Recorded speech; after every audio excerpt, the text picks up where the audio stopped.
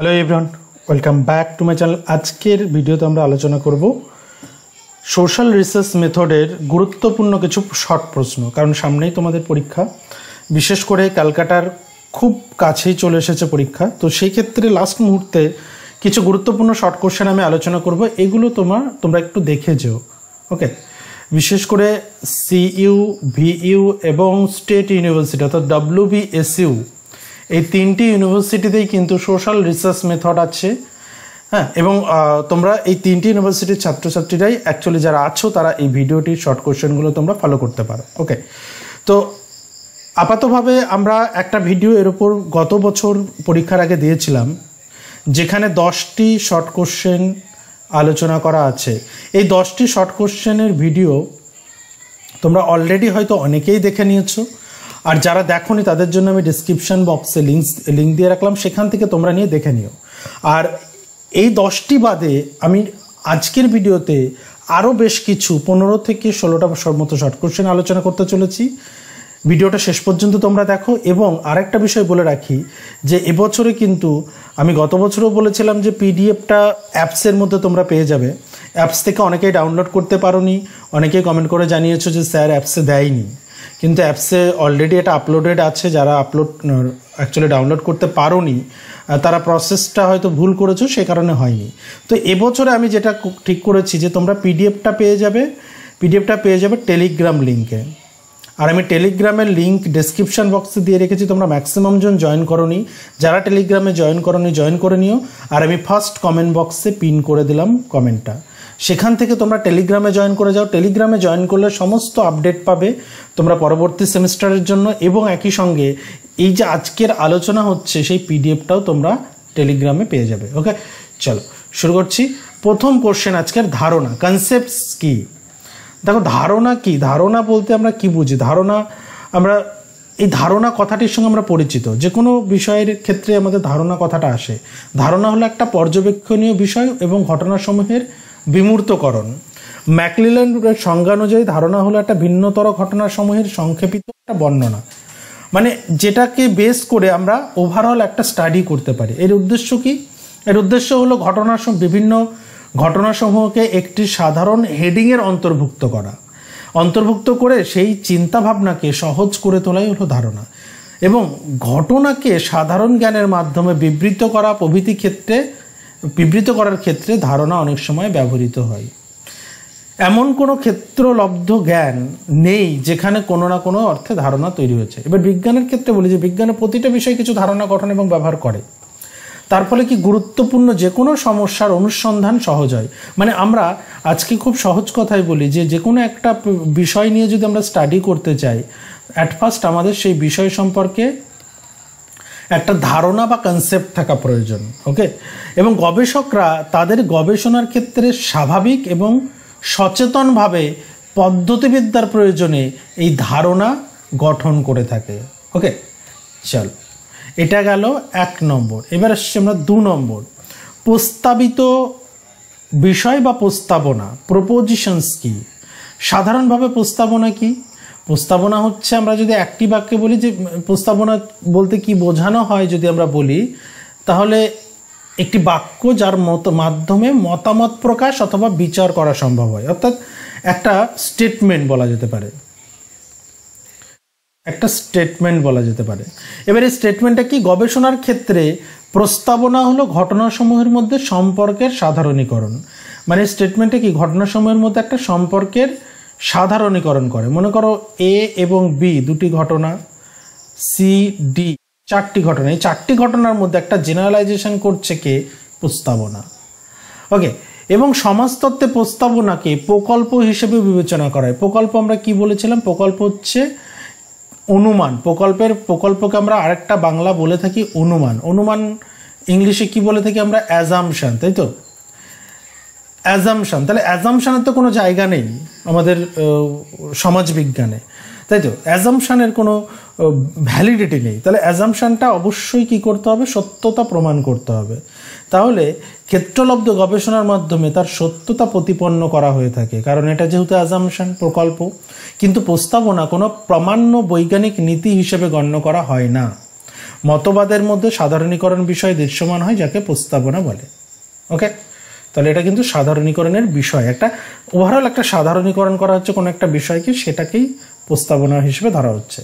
এবার আমরা আরেকটা পার্ট বলবো যে চলক। চলক কি? আমরা সামাজিক গবেষণার ক্ষেত্রে চলক একটা গুরুত্বপূর্ণ ইউনিট।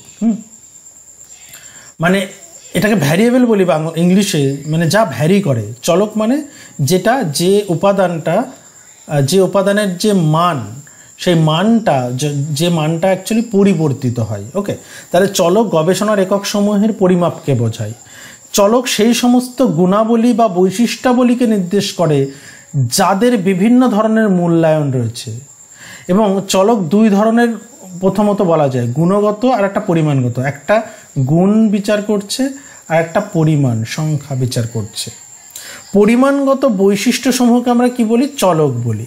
তাহলে চলক হচ্ছে যেগুলো ভ্যারি করে। মনে করো একটা গবেষণার ক্ষেত্রে আমরা একটা এক্সাম্পল দিই, তাহলে তোমাদের বুঝতে সুবিধা হবে। মনে করো যে দারিদ্রতার সঙ্গে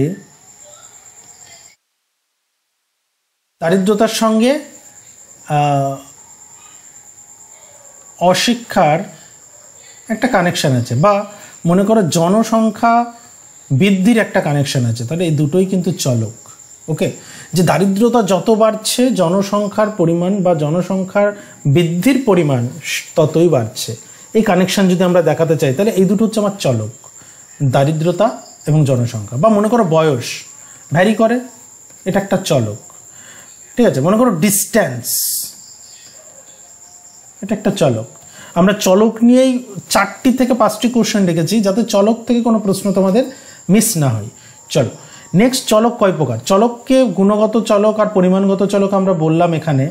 এছাড়াও আরও বেশ কিছু চলক আছে, যেমন ধারাবাহিকহীন, ধারাবাহিক চলক, নির্ভরশীল চলক, এবং অনির্ভর চলক। তাহলে এই যে চলক হচ্ছে গুণগত, পরিমাণগত, ধারাবাহিকতাহীন, নির্ভরশীল আর অনির্ভর। এই 6টি চলককে তোমরা দেখে রাখবে।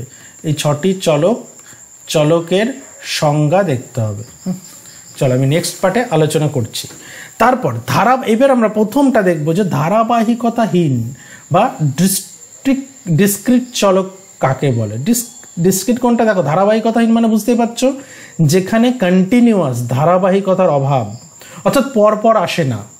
যে ভ্যালু, কোনো একটা চলকের ভ্যালু যখন পরপর না আসে, তাহলে ধারাবাহিকতাহীন চলক বিভিন্ন শ্রেণী বা মানযুক্ত হতে পারে। গণনাযোগ্য, সীমাবদ্ধ সংখ্যাসমূহকে নির্দেশ করে। তাহলে গণনাযোগ্য, এবং মনে রাখবে ধারাবাহিকতা মানে এটা একটা স্পেসিফিক ভ্যালু, স্পেসিফিক একটা ভ্যালু।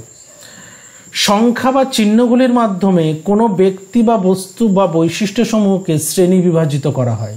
তাহলে কোনো একটা সংখ্যা দিয়ে সেটাকে ভাগ করা হচ্ছে। আমি একটা উদাহরণ দেবো, তাহলে বুঝতে পারবে। সেই সমস্ত ঘটনা বা বস্তুকে একটি নাম, একটি সংখ্যা বা সংকেতের মাধ্যমে চিহ্নিতকরণ করা হয়। এই ধরনের চলককে অনুপাত অথবা অন্তর্বর্তী স্কেলের সাহায্যে মাপা হয়। পরিমাপের একক বিদ্যমান, যা বিভাজিত করা যায় না। পক্ষে, যেমন আমরা একটা উদাহরণ দিই, পক্ষে বা বিপক্ষে কটি গোল হয়েছে, তাহলে আমরা বলবো 1 অথবা 2 বা 3 বা 4, এভাবে আসবে, তাই তো। আমরা কখনোই কিন্তু 1.1 বলবো না, 1.2 বলবো না, 1.3 বলবো না। তার মানে এটা কন্টিনিউয়াস নয়। That's why it is discrete variable. Okay, কারণ এই যে আমরা সংখ্যাটাকে দেখো একদম কাউন্টেবল, কাউন্ট করতে পারছি, 1 2 3 4। বা একটা ক্রিকেট খেলাতে মনে করো কত রান হয়েছে, সংখ্যাটা আমরা কাউন্ট করতে পারছি। কখনোই আমরা বলি না যে 1.2 রান হয়েছে। কতজন আউট হয়েছে, আমরা কখনোই বলি না 2.5 আউট হয়েছে। আমরা বলি 1 জন, 2 জন, 3 জন বা 4 জন, তাই তো, কন্টিনিউয়াস। তাহলে পরিবারের সদস্য সংখ্যাও আমরা এভাবে কাউন্ট করতে পারি, 1 2 3 4 ... বিদ্যালয়ের ছাত্রছাত্রীর সংখ্যা, এটাও আমরা এভাবে কাউন্ট করতে পারি। কখনোই আমরা 1.2 বা 2.5 ছাত্রছাত্রী বলতে পারবো না। বোঝা গেল? তাহলে এটাকে বলছি আমরা ডিসক্রিট চলক। আর কন্টিনিউয়াস কি? কন্টিনিউয়াস এটা হবে মানে 1.1 1.2, এই মানগুলো কোনগুলো হতে পারে? মানে আবার মনে করো যে ধারাবাহিক চলকটা কেমন, যখন কোনো বস্তু বা ঘটনা পরিমাণগত বৈশিষ্ট্যাবলী কোনো স্কেলের সাহায্যে তুলনা করা হয়, যেখানে পরিমাণগত পার্থক্য অল্প পরিমাণে দেখা যায়। এই চলকের ক্ষেত্রে যে পরিমাপের একক ব্যবহৃত হয় তা যথেষ্ট পরিমাণে উপবিভাজিত করা সম্ভব, যেমন বয়স, দূরত্ব, সময় এবং পরিশেষে ধারাবাহিক চলককে ধারাবাহিকতাহীন চলকে পরিণত করা যায়। তাই তো, ধারাবাহিক চলককে আমরা কিন্তু ধারাবাহিকতাহীনে আমরা পরিণত করতে পারি। মনে করো বয়স 1 বছর হতে পারে, আবার 1.1ও হতে পারে, তাই তো। তাহলে এটা ধারাবাহিক চলক কিন্তু ধারাবাহিকতাহীন হতে পারে, হ্যাঁ। কিন্তু ধারাবাহিকতাহীন চলক মানে এই যে এই পার্টটা কখনোই আমরা উল্টোটা করতে পারবো না, মানে ধারাবাহিকতাহীনটাকে ধারাবাহিকে করতে পারবো না। ওকে, চল আরেকটা এক্সাম্পল দিই। আমরা যদি হাইটের কথা বলি, স্টুডেন্টের হাইট 5.5 ফিট, 5.6 ফিট। টেম্পারেচারের কথা যদি বলি, কি বলি, টেম্পারেচার বলি না, 72.3 ফারেনহাইট, 72.8 ফারেনহাইট, ডিগ্রি ফারেনহাইট। তাহলে এই যে পার্টগুলো আমরা, এগুলো কিন্তু ধারাবাহিক, হ্যাঁ, এগুলো আমরা কন্টিনিউয়াসলি এর পরিমাপ করতে পারি। হ্যাঁ, সবসময় মনে রাখবে যে continuous variable can take on infinitive number of value, যেটা একটা রেঞ্জের মধ্যে থাকে। চলো এরপর আসছি আমরা ডিপেন্ডেন্ট এবং ইনডিপেন্ডেন্ট। একটা হচ্ছে নির্ভরশীল, এটা বুঝতে পারছো, নির্ভরশীল মানে যেটা নির্ভর করে থাকে অন্যের ওপর, আর অনির্ভরশীল মানে যে অন্য কারোর ওপর নির্ভর করে না। তাহলে নির্ভরশীল চলক হলো সেই সমস্ত চলক যাদের মান অন্যান্য চলকের ওপর নির্ভরশীল। আমি এটাকে একটু ইরেজ করে দিই, তাহলে এখানে বুঝিয়ে দিতে পারবো এই পার্টটা। তাহলে অন্য মানের ওপর, অন্য কিছুর ওপর যখন নির্ভরশীল, কোনো গবেষণার ক্ষেত্রে নির্ভরশীল চলক হলো পরিমাপযোগ্য, তাহলে পরিমাপ করা যায় এবং তা বৈশিষ্ট্য ও ফলাফল হিসেবে গণ্য করা হয়। ওকে, তাহলে দেখো আমরা যদি বলি নির্ভরশীল চলক, একটা এক্সাম্পল যদি দিই, দেখো আমাদের পরীক্ষার ফলাফল কিসের ওপর নির্ভর করে? পরীক্ষার ফলাফল কিসের ওপর নির্ভর করে? একটি ছাত্র মনে করো 2 ঘন্টা পড়াশোনা করছে, এই 2 ঘন্টা পড়াশোনা করে তার যা ফলাফল, তাহলে এই পরীক্ষার ফলাফলটা কিসের ওপর নির্ভর করছে? তার পড়ার ওপর। তাহলে এই 2 ঘন্টা পড়াটা কি? এটা হচ্ছে নির্ভরশীল চলক।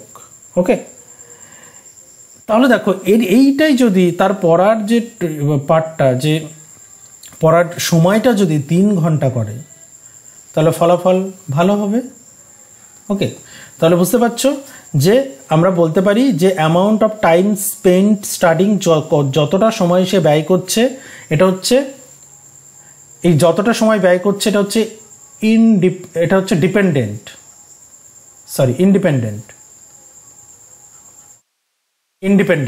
আর ডিপেন্ডেন্ট কোনটা?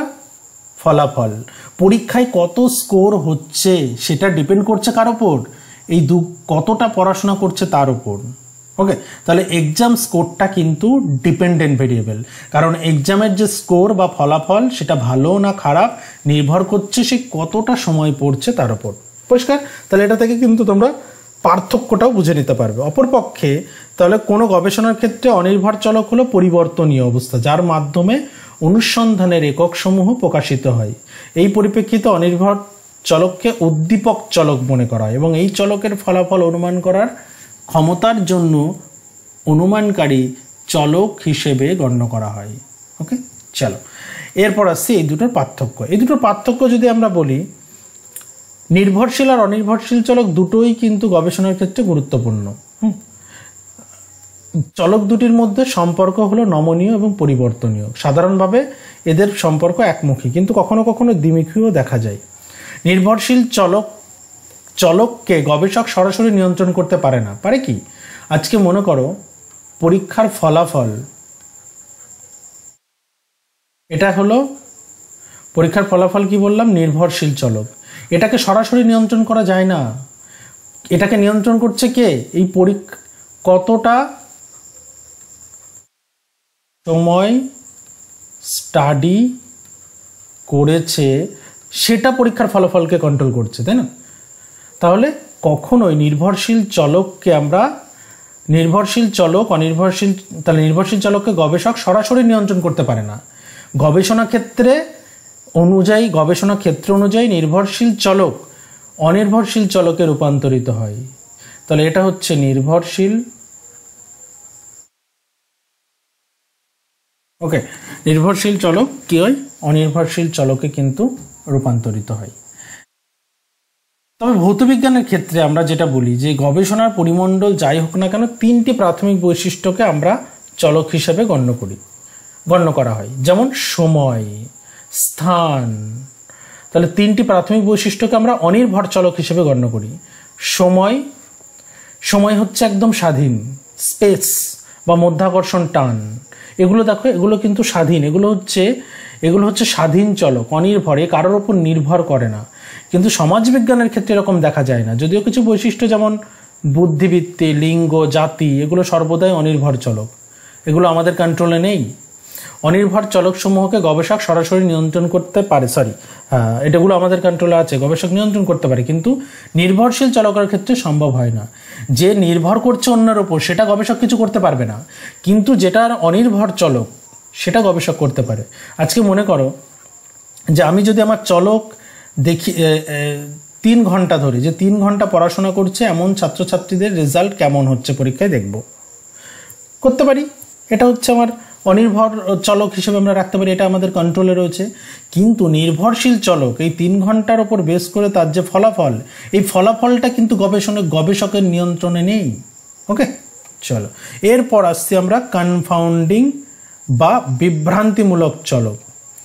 দেখো, বিভ্রান্তিমূলক চলক হলো কোনো নমুনা বা অনুসন্ধানের সেই সমস্ত দিক যা নির্ভরশীল চলককে প্রভাবিত করে।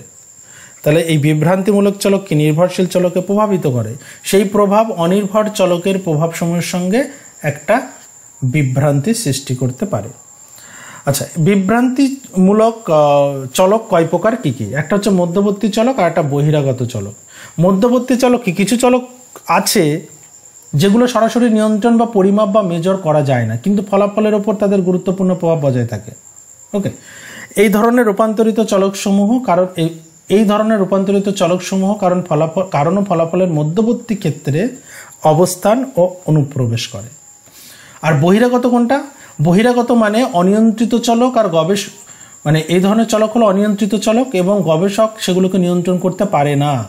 গবেষণার ফলাফলের ওপর এই ধরনের চলকের গুরুত্ব প্রভাব বিদ্যমান, কারণ দেখ, গবেষণার ফলাফল কি হচ্ছে সেই ফলাফলের ওপর তো গবেষকের কন্ট্রোল থাকে না, তাই না? তাহলে এই কারণে বিভিন্ন গবেষণার সিদ্ধান্ত প্রশ্নচিহ্নের সামনে পড়ে যায়, অথবা সিদ্ধান্ত উপনীত হওয়ার ক্ষেত্রে সমস্যা অনেক সময় আমরা দেখে থাকি, কারণ যেহেতু ফলাফল গবেষকের কন্ট্রোলে নেই। তারপর আসছি গবেষণার এই পেপারে গুরুত্বপূর্ণ একটি পার্ট, তথ্য কি।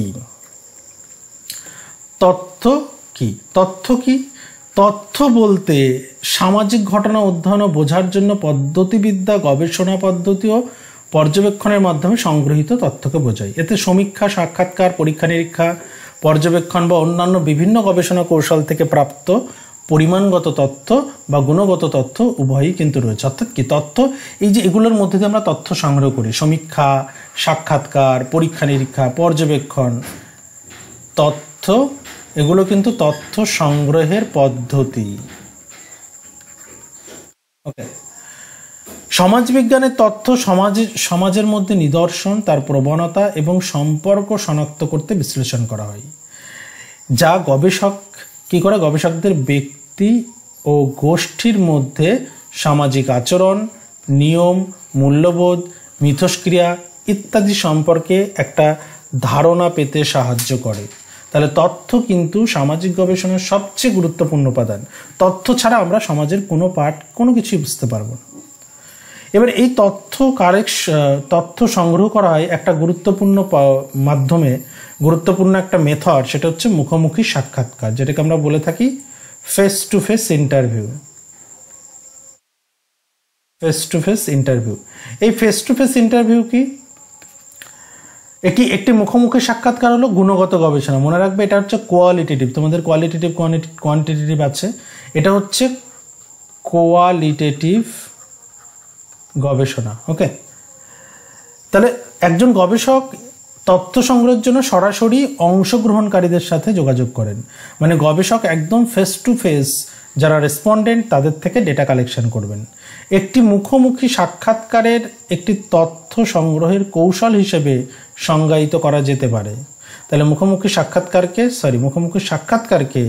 একটি তথ্য সংগ্রহের কৌশল হিসেবে আমরা দেখতে পারি। প্রথমে বললাম এটা একটা ডেটা কালেকশন, একটা মেথড, যেখানে গবেষক কী করবেন, ব্যক্তিদের সাথে ব্যক্তিগত একের পর এক কথোপকথন পরিচালনার মধ্য দিয়ে তাদের মতামত, অভিজ্ঞতা, দৃষ্টিভঙ্গি এই বিষয়গুলো নিয়ে প্রশ্ন করবেন বা সেখান থেকে তথ্য সংগ্রহ করবেন। ওকে, মানে একদম ফেস টু ফেস বসে ব্যক্তির একের পর এক পরপর কোন কোন বিষয় তার গবেষণার জন্য জানা গুরুত্বপূর্ণ সেই বিষয়গুলো সম্পর্কে প্রশ্ন করবেন, সেই সব বিষয়গুলো জানার চেষ্টা করবেন এবং তথ্য সংগ্রহ করবেন। ওকে, এটা গেল মুখোমুখি সাক্ষাৎকার। নেক্সট, গবেষণার যে কোনো দুটি ধরন উল্লেখ করো। দেখো তোমাদের বললাম প্রথমে কোয়ালিটেটিভ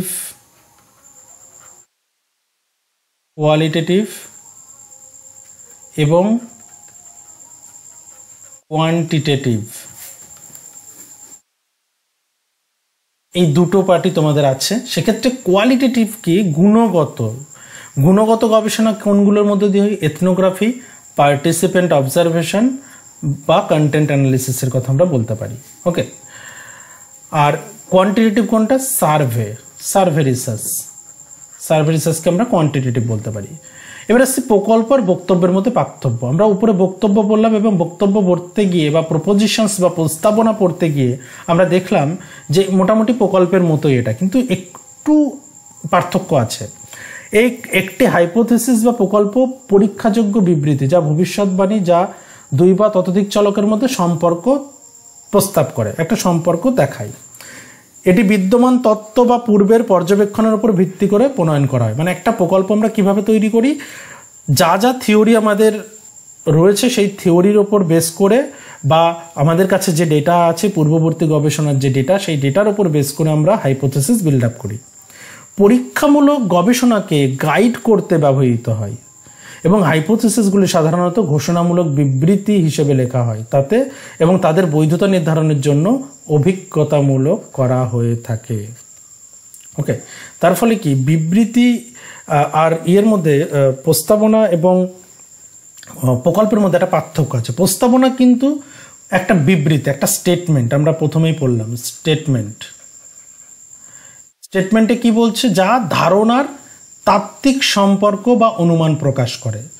ধারণার তাত্ত্বিক, যেটা কনসেপ্ট আমরা বললাম প্রথমেই, যে কনসেপ্টের একটা তাত্ত্বিক অনুমান প্রকাশ করে।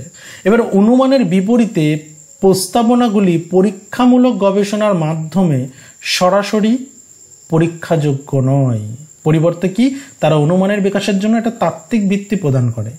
এবং সামাজিক বিজ্ঞান গবেষণায় প্রস্তাবনাগুলি প্রায়ই অনুমান নির্মাণের জন্য ভিত্তি করে তৈরি করে এবং গবেষণা প্রক্রিয়ার পথ নির্দেশ করে। তাহলে এটা কিন্তু কোথাও গিয়ে প্রকল্পের থেকে সম্পূর্ণই আলাদা। প্রকল্প নির্মাণের জন্য একটা ভিত্তি সেটা তৈরি করে। তাহলে প্রথমে প্রপোজিশনস, তারপর কিন্তু আমাদের হাইপোথিসিস আসে। ওকে, তাহলে নেক্সট আসছি প্রশ্নমালা কি বা কোশ্চেনিয়ার বলতে কি বুঝি। দেখো, এটাও একটা তথ্য সংগ্রহের একটা মেথড বলা যেতে পারে।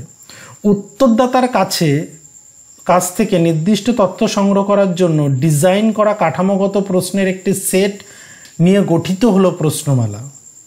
ওকে, ব্যক্তি বা গোষ্ঠী থেকে তথ্য সংগ্রহ করতে গবেষণায় ব্যবহৃত একটা তথ্য সংগ্রহের সরঞ্জাম বা মাধ্যম হিসেবে একটি প্রশ্নাবলীকে সংজ্ঞায়িত করা যেতে পারে। তাহলে এটাও কিন্তু তথ্য সংগ্রহের একটি পদ্ধতি।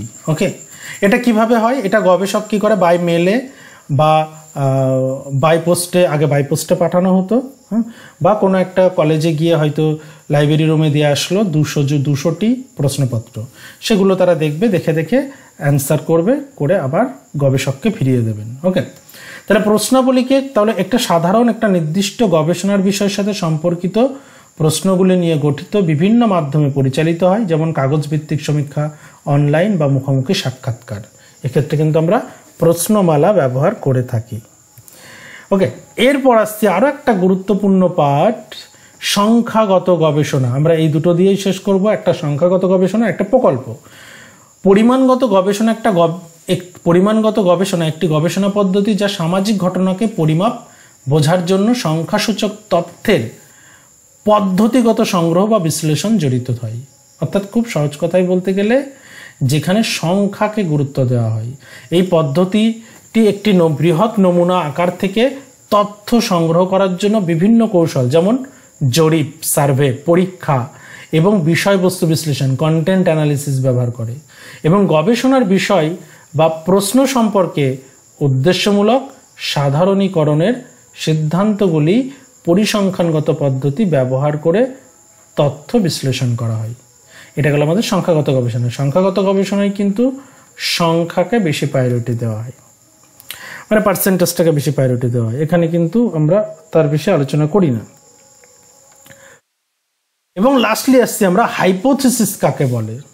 প্রকল্প একটি পরীক্ষাযোগ্য বিবৃতি বা ভবিষ্যৎবাণী যা দুই বা ততোধিক চলকের মধ্যে সম্পর্ক প্রস্তাব করে। এটি বিদ্যমান তত্ত্ব বা পূর্বের পর্যবেক্ষণের উপর ভিত্তি করে প্রণয়ন হয়। যেটা বললাম যে অনুমানও বলে থাকি, এই অনুমান কিসের উপর ভিত্তি করে আসে?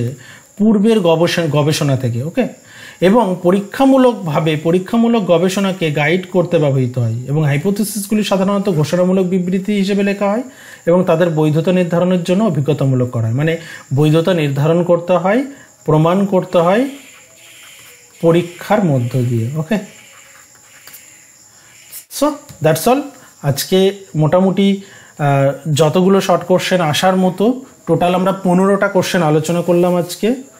15টা নয়, সরি, আমরা আলোচনা করলাম 19টি কোশ্চেন প্লাস 10টা প্রশ্ন প্রিভিয়াস ভিডিওতে আলোচনা করা হয়েছে। টোটাল 29টা প্রশ্ন। এর পিডিএফটা তোমরা, আবারও বলছি, টেলিগ্রামে পাবে। টেলিগ্রামের লিঙ্ক আমি ফার্স্ট কমেন্ট বক্সে পিন করে দিয়েছি। কমেন্ট বক্স সেকশনটা দেখলেই দেখতে পাবে টেলিগ্রাম চ্যানেলের একটা লিঙ্ক পাবে, সেটাতে জয়েন করো, পিডিএফটা ডাউনলোড করে নাও। ওকে, তাহলে সবাইকে বেস্ট অফ লাক, সবাইকে অল দ্য বেস্ট। আশা করছি প্রত্যেকের পরীক্ষা ভালো হবে। আমি সাজেশনও দিয়ে দিয়েছি, সেটাও দেখে নিও যারা দেখোনি।